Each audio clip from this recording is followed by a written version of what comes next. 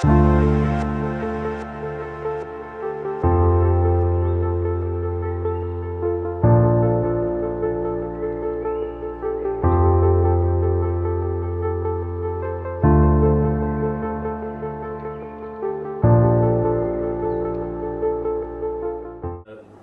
Income के जो दूसरा वीडियो था उसमें हम लोगों ने बात की थी कि नेशनल इनकम के कंसेप्चुअल प्रॉब्लम्स क्या होती है, और उन कंसेप्चुअल प्रॉब्लम्स की जो हम लोगों ने बात की थी उसमें हम लोगों ने 3 कंसेप्ट्स पर ज्यादा कंसंट्रेट किया था। और उन 3 कंसेप्ट्स में था कि नेशनल और डोमेस्टिक में फर्क जो होता है वो होता है नेट इनकम फ्रॉम अब्रॉड का। इसके अलावा दूसरी बात हम लोगों ने की थी कि ग्रॉस और नेट में डिफरेंस जो होता है वो डेप्रिसिएशन का, और तीसरी बात जो थी वो मार्केट प्राइस और फैक्टर कॉस्ट में जो डिफरेंस है वो नेट इनडायरेक्ट टैक्सेस का है। और वीडियो नंबर 1 में हम लोगों ने बात की थी कि नेशनल इनकम जो होती है जितने के बराबर प्रोडक्शन होता है उतने के ही बराबर इनकम होती है और उतने के ही बराबर एक्सपेंडिचर होता है। तो अगर हमें नेशनल इनकम पता करना है तो हम चाहे प्रोडक्ट मेथड से यानी सारे प्रोडक्शन को जोड़ लें तो हमें नेशनल इनकम पता चल जाती है, सारी इनकम जोड़ लें तो नेशनल इनकम पता चल जाती है, या सारी एक्सपेंडिचर जोड़ लें तो भी हमें नेशनल इनकम पता चल सकती है, जिसमें से हम लोगों ने प्रोडक्ट मेथड के बारे में पहले डिस्कशन कर लिया था। आज हम लोग बात करते हैं नेशनल इनकम कैलकुलेट करने का जो इनकम मेथड है उसके ऊपर बात करते हैं।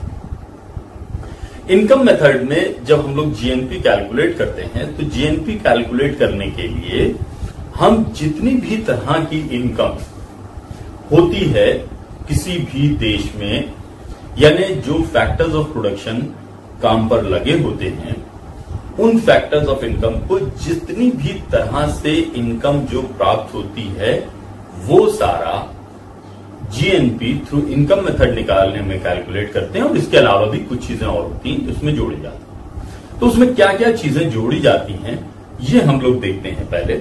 तो उसमें जोड़ने के लिए होता है इनकम मेथड में सबसे पहले हम लोग जोड़ते हैं, यानी जीएनपी थ्रू इनकम मेथड जब हम कैलकुलेट करते हैं, GNP eight market price through income method जब हम कैलकुलेट करते हैं तो इसमें कुछ चीजें जोड़ी जाती हैं। जैसे पहले वेजेस एंड सैलरीज, दूसरी यानी वेजेस एंड सैलरीज इनकम का एक बहुत बड़ा पार्ट होता है जिसमें जोड़ा जाता है, plus rent plus interest plus dividend plus, यानी जो फैक्टर्स ऑफ प्रोडक्शन है उसमें जैसे जिसको जो लेबर होती है उनको वेजेस एंड सैलरीज मिलती हैं, रेंट मिलता है, फिर इसी तरीके से कैपिटल को इंटरेस्ट मिलता है, और जो एंटरप्रेन्योर होता है उसे प्रॉफिट मिलता है, जो प्रॉफिट उसे डिविडेंड की सूरत में मिलता है, और कुछ प्रॉफिट ऐसा होता है जो अनडिस्ट्रीब्यूटेड होता है, अनडिस्ट्रीब्यूटेड प्रॉफिट, इनके बारे में भी हम लोग डिटेल में भी बात करेंगे, प्लस टैक्स ऑन प्रॉफिट। ये सारी चीजें इनकम मेथड में जीएनपी कैलकुलेट करने में जोड़ी जाती हैं। इसके अलावा और भी कुछ चीजें जोड़ी जाती हैं, जैसे surplus to public sector plus social security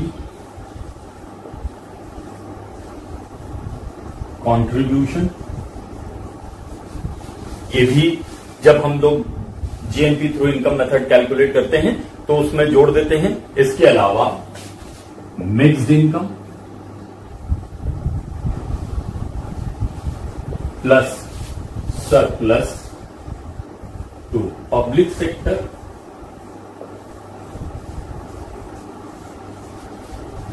plus value of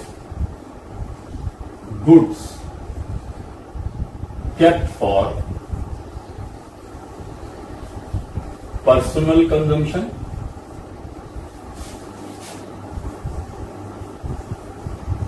plus net income from abroad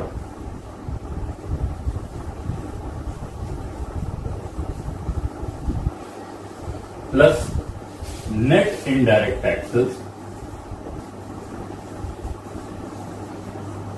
क्योंकि हम लोग जीएनपी कैलकुलेट कर रहे हैं इसलिए net income from abroad calculate कर देंगे, मार्केट प्राइस कैलकुलेट कर रहे हैं इसलिए नेट इनकम इनडायरेक्ट टैक्सेस भी इसमें जोड़ देंगे, प्लस डेप्रिसिएशन, क्योंकि हम लोग ग्रॉस कैलकुलेट कर रहे हैं इसलिए डेप्रिसिएशन भी इसमें जोड़ दिया जाएगा। इतनी सारी चीजें जोड़ने के बाद हमको जो मिलता है वो होता है जीएनपी थ्रू इनकम मेथड, यानी GNP eight market price through income method. इसके अलावा भी कुछ चीजें जब आप प्रॉब्लम्स लगाएंगे तो कुछ तरह की और इनकम आएंगी, उनके नाम बदल बदल कर भी आ सकते हैं, लेकिन आपको ये अप्लाई करना पड़ेगा माइंड अपना कि ये जो आइटम्स हैं क्या ये इनकम मेथड के आइटम हैं, इनसे किसको इनकम मिल रही है। अगर वो किसी तरह से इनकम का आइटम है तो वो सारे आइटम जो इनकम के आइटम हैं वो सारे GNP through income method calculate करने में जोड़ दिए जाएंगे। अब यहां पर इनकी थोड़ी सी हम लोग डिटेलिंग में बात कर लेते हैं। जैसे पहली बात है wages and salaries. Wages and salaries, wages and salaries का मतलब ये हुआ कि जो मॉनेटरी टर्म्स में किसी को वेज दे रहे हैं वो तो नेशनल इनकम कैलकुलेट करने में जुड़ेगा ही, या सैलरी दे रहे हैं वो तो जुड़ेगा ही, साथ में मान लीजिए उसे कुछ इंसेंटिव मिल रहे हैं, कुछ उसको अलग से और कोई पेमेंट हो रहा है प्रमोशन के लिए, सेल्स प्रमोशन के लिए उसी किसी तरह का कोई पेमेंट हो रहा है, या मान लीजिए उसको रेजिडेंस के लिए मकान मिला हुआ है, या मान लीजिए उसको गाड़ी मिली हुई है उसके लिए उसे खर्चा मिल रहा है, पेट्रोल के एक्सपेंसेस मिल रहे हैं, या उसके बच्चे की स्कूल की फीस है, या उसके बच्चे को स्कूल ले जाने के लिए गाड़ी मिली हुई है, या घर में इलेक्ट्रिसिटी जहां वो रह रहा है वो कंपनी की तरफ से फ्री है, तो वो सब भी वेजेस का ही पार्ट होंगे। जब हम लोग GNP through income method calculate करेंगे मार्केट प्राइस पर तो हम वेजेस एंड सैलरीज में सारे आइटम भी जोड़ देंगे। रेंट, रेंट क्या है कि मान लीजिए किसी के पास में एक मकान है और उसमें दुकान भी है नीचे, तो अब उसने दुकान तो किराए पर उठा दी है, तो जो उसका किराया मिल रहा है वो तो उसका हो ही गया रेंट, और जिस मकान में वो रह रहा है उसका जो एस्टिमेटेड किराया होगा, अगर वो उसका अपना मकान न होता तो वो कहीं और रह रहा होता तो वो उसका किराया देता, तो इसलिए जिस मकान में वो रह रहा है उसका जो एस्टिमेटेड किराया होगा वो भी जीएनपी कैलकुलेट करने में रेंट के तौर पर जुड़ जाएगा। इंटरेस्ट, किसी के पास में जो पैसा है उसने उसको कहीं इन्वेस्ट किया हुआ है, उस पर जो उसे ब्याज मिल रहा है वो जीएनपी कैलकुलेट करने में जोड़ लिया जाएगा। मान लीजिए किसी ने अपना पैसा अपने ही बिजनेस में इन्वेस्ट किया हुआ है, तो उस बिजनेस से जो उसे एस्टिमेटेड इंटरेस्ट होगा वो लेगा, और वो एस्टिमेटेड इंटरेस्ट जो है वो जीएनपी थ्रू मार्केट प्राइस, जब GNP eight market price calculate करेंगे थ्रू इनकम मेथड तो वो उसमें जोड़ लिया जाएगा। इसके अलावा अब यहां पर तीन चीजें एक साथ हम लोग क्लब कर लेते हैं, जैसे डिविडेंड है, अनडिस्ट्रीब्यूटेड प्रॉफिट है एंड टैक्स ऑन प्रॉफिट। जो प्रॉफिट होता है किसी भी कंपनी का वो प्रॉफिट के तीन हिस्से हो जाते हैं। प्रॉफिट एक हिस्सा तो डिविडेंड की सूरत में शेयर होल्डर्स को बढ़ जाता है, एक हिस्सा जो है वो अनडिस्ट्रीब्यूटेड प्रॉफिट के तौर पर कंपनी के रिजर्व एंड सरप्लस अकाउंट में चला जाता है, और तीसरा होता है जो टैक्स के तौर पर गवर्नमेंट को चला जाता है। मान लें अगर फॉर एग्जाम्पल के 1000 का प्रॉफिट हुआ है और उसमें से 400 रुपए यानी 40% डिविडेंड दे दिया गया, 400 रुपए डिविडेंड दे दिया गया, 300 रुपए यानी 30% टैक्स दे दिया गया, यानी 300 रुपए टैक्स दे दिया गया, तो अब बाकी कितना बचा 300 रुपए, ये अनडिस्ट्रीब्यूटेड प्रॉफिट के तौर पर कंपनी के अकाउंट्स में पड़ा रहेगा, रिजर्व एंड सरप्लस अकाउंट में पड़ा रहेगा। तो इस तरह से हम देखें कि डिविडेंड जो प्रॉफिट है उसके तीन हिस्से हो गए, पहला डिविडेंड, दूसरा अनडिस्ट्रीब्यूटेड प्रॉफिट और तीसरा टैक्स ऑन प्रॉफिट। है तीनों प्रॉफिट के हिस्से, लेकिन इनको तीनों अलग अलग करेंगे क्योंकि जब हम लोग आगे और चीजें कैलकुलेट करेंगे, पर्सनल इनकम कैलकुलेट करेंगे तो उसमें हमें इनको अलग करना पड़ेगा। तो इसलिए हम लोग यहां पर पूरे प्रॉफिट को जीएनपी कैलकुलेट करने में जोड़ते हैं, लेकिन उनके हेड्स अलग अलग होते हैं। इसके बाद में आती है एक बात और, सरप्लस टू पब्लिक सेक्टर। ये सरप्लस टू पब्लिक सेक्टर क्या होता है? कंपनियां दो तरह की होती हैं, एक जो प्राइवेट कंपनीज होती हैं और एक जो गवर्नमेंट ओन्ड कंपनीज होती हैं। जो गवर्नमेंट ओन्ड कंपनीज होती हैं, जैसे हिंदुस्तान में इंडियन रेलवे हो गया, बैंक्स हो गए बहुत बड़े बड़े जिसमें उनकी बहुत बड़ी हिस्सेदारी है, पेट्रोलियम कंपनीज हैं बहुत बड़ी बड़ी जिसमें सरकार की हिस्सेदारी है। फॉर एग्जाम्पल हम लोग रेलवे का एग्जाम्पल ले लें, लाइफ इंश्योरेंस कॉर्पोरेशन भी है, तो रेलवे का एग्जाम्पल ले लें। रेलवे की कुछ ना कुछ इनकम होती है, तो ये इनकम जो होती है ये किसको मिलती है? ये रेलवे की इनकम जो होती है ये पब्लिक सेक्टर कंपनीज हैं, और इन पब्लिक सेक्टर कंपनीज की जो इनकम होती है वो गवर्नमेंट ऑफ इंडिया के पास आती है। तो ये सरप्लस टू पब्लिक सेक्टर होता है, चाहे वो रेलवेज हो, चाहे वो लाइफ इंश्योरेंस कॉर्पोरेशन हो, या और दूसरी तरह की जो गवर्नमेंट की कंपनीज हैं, वो सारी गवर्नमेंट कंपनीज जितना भी प्रॉफिट कमाती हैं, बैंक्स वगैरह, ये सारी सरप्लस टू पब्लिक सेक्टर की इनकम होती है, और ये भी जीएनपी कैलकुलेट करने में जोड़ ली जाती है। फिर उसके बाद में एक चीज आती है सोशल सिक्योरिटी कंट्रीब्यूशन। जो लोगों की इनकम होती है, जैसे जो सैलरी मिल रही है, ये सैलरी पूरी हमें मिलती नहीं, इसमें से कुछ हिस्सा जो है वो प्रोविडेंट फंड में कट गया या इंश्योरेंस के लिए काट लिया गया।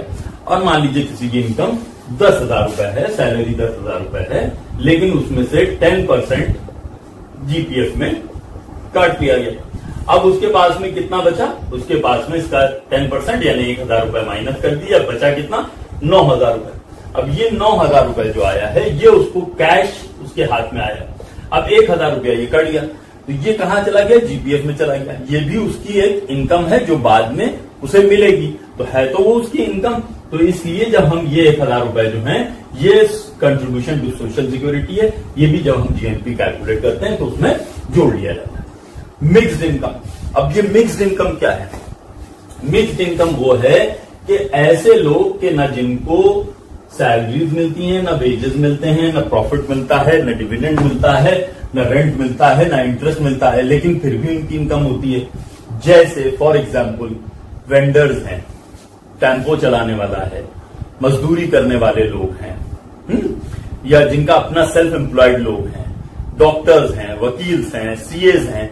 तो इन लोगों का क्या होता है कि ये लोगों को दिन भर इन्होंने काम किया, इनको शाम में इन्होंने वकील साहब गए, उन्होंने काम किया और उसके बाद में फीस के तौर पर उन्होंने 50,000 रुपए ले लिए। डॉक्टर साहब ने दिन भर बैठे क्लिनिक पर, शाम को वो 5,000 रुपए लेके उठे हैं। तो अब या मान लीजिए किसी की अपनी दुकान है, किसी ने अपना ठेला है, वो चला रहा है, उसमें 100 रुपए, 200 रुपए, 500 रुपए रोज कमा रहा है, तो वो उसकी इनकम है। तो वो इनकम कहां जोड़ी जाएगी?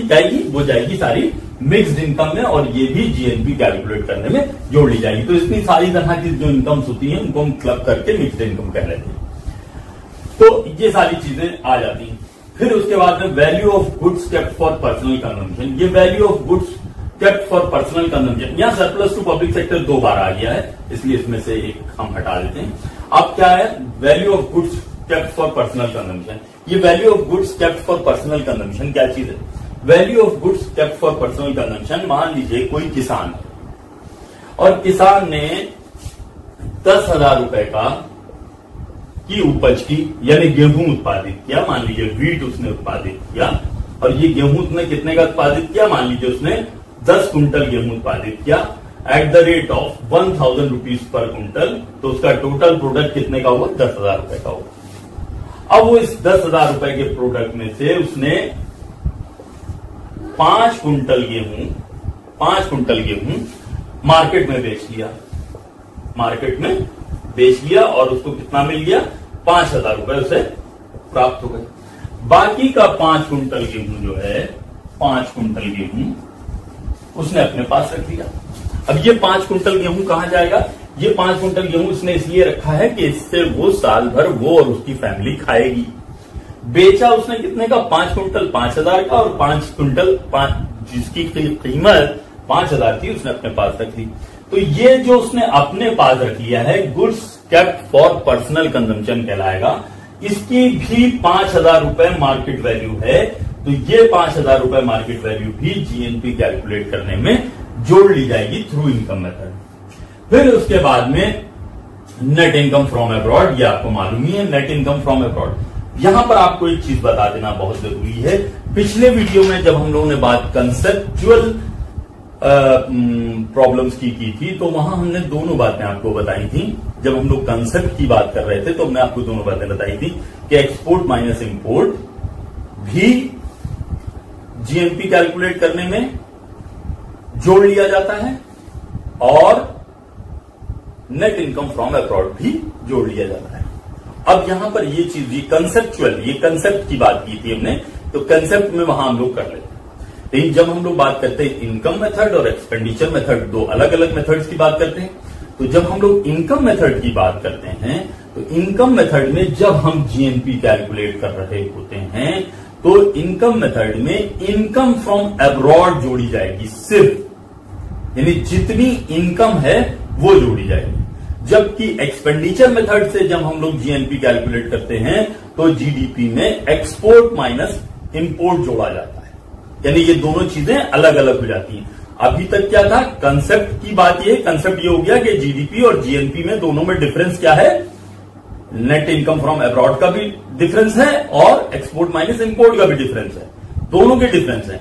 लेकिन चूंकि जितना प्रोडक्शन है उतने के ही बराबर इनकम है और उतने के ही बराबर एक्सपेंडिचर है, तो इनकम मेथड में जब हम जोड़ेंगे, इनकम मेथड से जब हम लोग कैलकुलेट करेंगे, तो सिर्फ इनकम की मद ली जाएगी।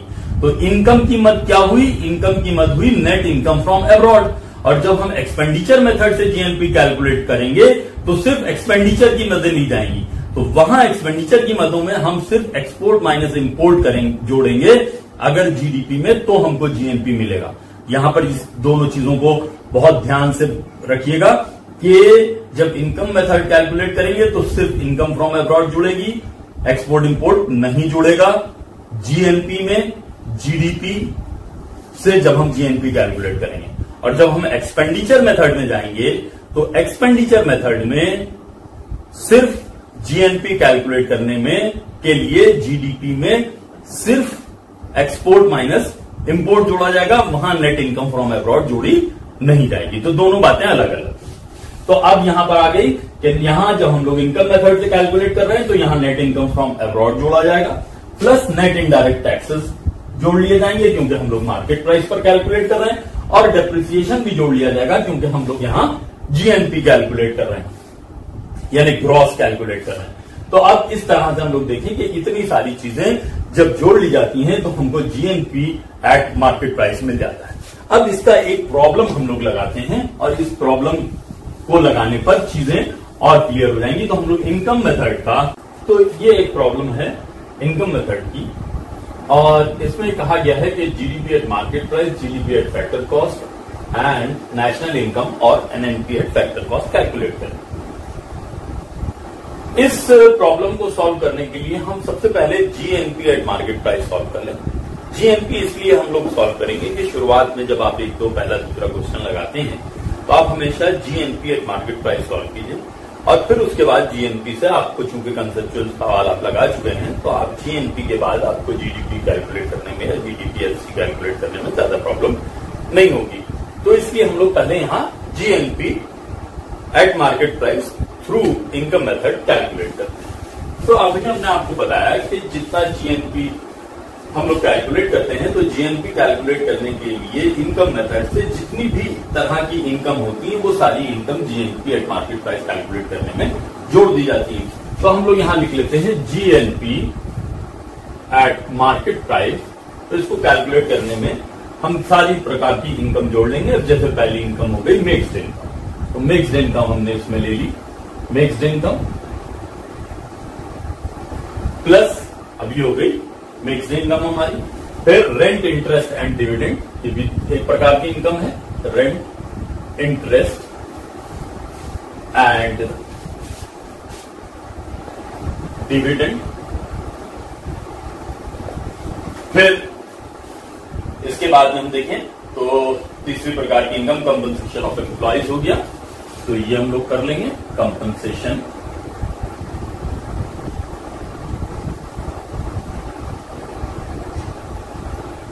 अब चूंकि हम जीएनपी कैलकुलेट कर रहे हैं, इसलिए ग्रॉस कैलकुलेट कर रहे हैं। एफपीएस में डेप्रिसिएशन भी जुड़ा होगा, तो यहां कंजम्पशन ऑफ फिक्स कैपिटल है, यही डेप्रिसिएशन होता है। तो ये नाम बदल कर दिया हो सकता है डेप्रिसिएशन को, तो यहाँ कंजम्पशन ऑफ फिक्स कैपिटल की सूरत में दिया हुआ है, तो यहाँ हम कंजम्पशन ऑफ फिक्स कैपिटल भी इसमें जोड़ लेंगे क्योंकि हम जीएनपी कैलकुलेट कर रहे हैं, इसलिए डेप्रिसिएशन जुड़ना जरूरी है। तो अब यहाँ कंजम्पशन ऑफ फिक्स कैपिटल जुड़ गया,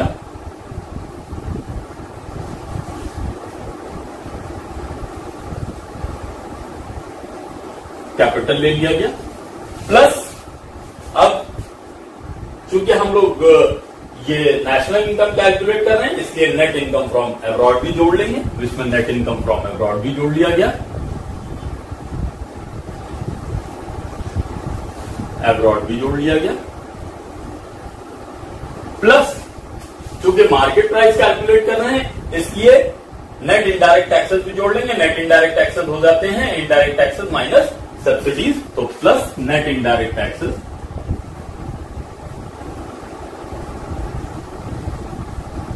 और ये हो गए इनडायरेक्ट टैक्सेस माइनस सब्सिडीज। अब वैल्यूज लिख लें। मिक्स्ड इनकम कितने की है? मिक्स्ड इनकम है 282,670 plus rent interest and dividend है 96,370 प्लस कंपनसेशन ऑफ एम्प्लॉइज है 244,200 plus consumption of fixed capital and depreciation की कितने का है 40,460 प्लस इसके अलावा अब आती है net income from abroad. Net income from abroad है -2,550 प्लस नेट इनडायरेक्ट टैक्सेस। अब नेट इनडायरेक्ट टैक्सेस कितने के हैं? इनडायरेक्ट टैक्सेस हैं हमारे 88,360 88,370 माइनस 11,200, तो ये आ गया हमारा 77,170। इन सबको जब हम लोग जोड़ लेते हैं, इन सबको जोड़ने के बाद जो हमें मिलता है वो है हमारा GNP एट मार्केट प्राइस। और इसका जब हमने सारे का टोटल किया तो इसका टोटल आता है 738320 738320। ये हुई GNP एट मार्केट प्राइस। अब GNP एट मार्केट प्राइस जब हमको पता चल गई और हमें पता क्या करना है GDP एट मार्केट प्राइस, तो ग्रॉस और डोमेस्टिक में क्या फर्क होता है? ग्रॉस और डोमेस्टिक यानी नेशनल और डोमेस्टिक में क्या फर्क होता है? GNP और GDP में क्या फर्क होता है?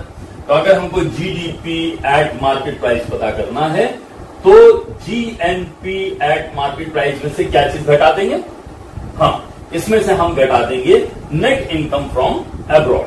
नेट इनकम फ्रॉम अब्रॉड घटा देंगे।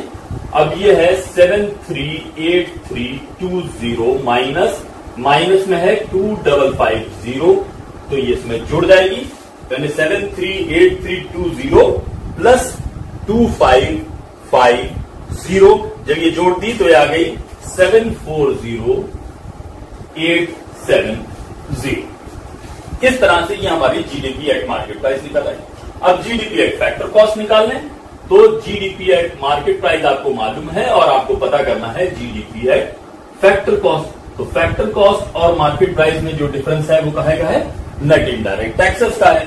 तो यानी कि मार्केट प्राइस पता करने के लिए फैक्टर कॉस्ट में जब हमको फैक्टर कॉस्ट पता करना है तो फैक्टर कॉस्ट पता करना है, और फैक्टर कॉस्ट पता करने के लिए मार्केट प्राइस में से हम क्या करेंगे? मार्केट प्राइस में से net income from net indirect taxes घटा दिए जाएंगे। नेट इनडायरेक्ट टैक्सेस घटा देना, टैक्सेस घटा दें। नेट इनडायरेक्ट टैक्सेस हमारे कितने निकल के आए? 77,170। तो GDP एट मार्केट प्राइस आइए 740870 माइनस 77,170 इज इक्वल टू, इसको हम लोग 663700। तो इस तरह से हमारी ये आ गई GDP एट फैक्टर कॉस्ट।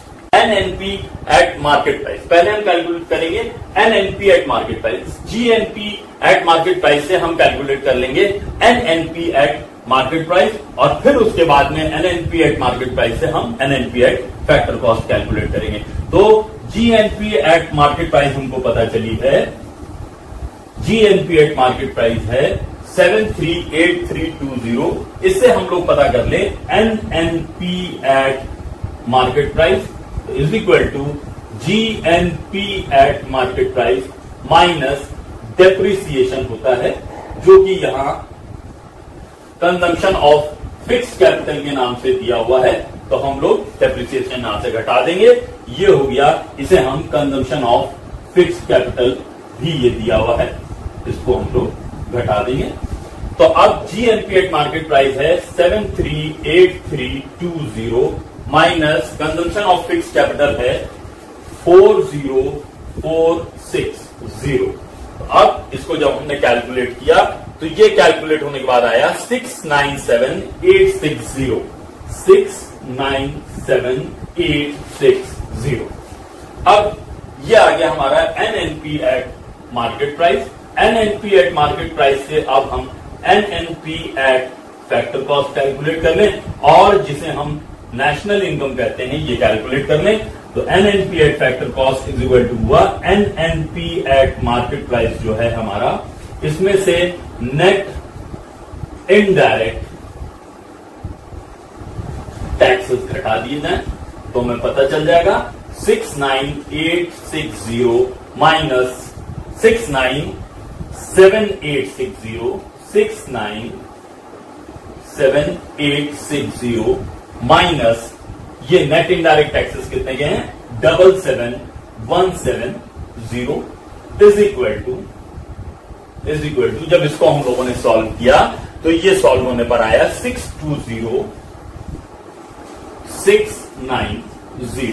ये हमारा नेशनल इनकम है। तो इस तरह से हमने नेशनल इनकम को कैलकुलेट कर लिया।